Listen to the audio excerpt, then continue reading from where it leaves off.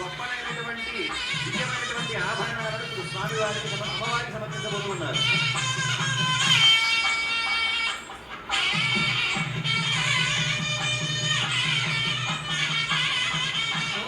ఓం హిరణ్యలోకస్య హిరణ్యచంద్రగవాన్నపాత్సేదహిరణ్యవర్ణః హిరణ్యయాత్పర్యోనేర్నిషత్యా హిరణ్యదాదగత్యన్నమస్మై. జయ బోలో సీతా మహాలక్ష్మీ మయ్యా కీ.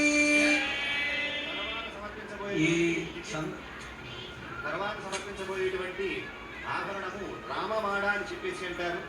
ఈ రామమాడకి చాలా ప్రత్యేకత ఉన్నది. మనకి ఆనాడు రామచంద్రమూర్తి రామదాసు గారు కారాగారంలో ఉన్నటువంటి సమయంలో 12 సంవత్సరాల పాటు భరించలేని కఠిన శిక్షలను అనుభవించినప్పటికీ కూడా ఏనాటికైనా సరే రాముడు వస్తాడు, నన్ను తప్పక రక్షిస్తాడనేటువంటి నమ్మకాన్ని ఉంచుకొని ఆయన్నే కీర్తిస్తూ ఉన్నాడు. ఆ సందర్భంలో రామచంద్రమూర్తి మనసు కరిగి తన తమ్ముడైనటువంటి లక్ష్మణ స్వామితో కూడా రామోజీ లక్ష్మోజీ అనేటువంటి సిపాయి రూపంలో అర్ధరాత్రి సమయంలో తానీషా దగ్గరకు వెళ్లి రామదాసు గారు ఆలయం నిర్మించడానికి 6 లక్షల వెండి నాణ్యాలను ఖర్చు చేస్తే 6 లక్షల బంగారు మాడల్ని ఇచ్చి రామదాసు గారిని చరణించి విడిపించారని చెప్పి మనకి చరిత్ర చెబుతోంది.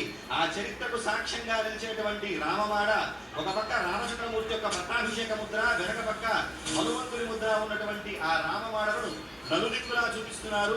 భక్తులందరూ కూడా దర్శనం చేసుకోండి. దానివల్ల రామానుగ్రహం మనం పొందవచ్చు.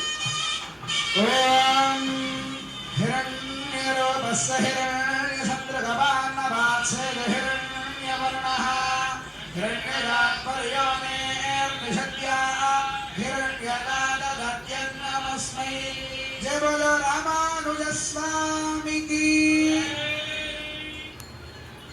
సకలారాధన ఈశ్వర్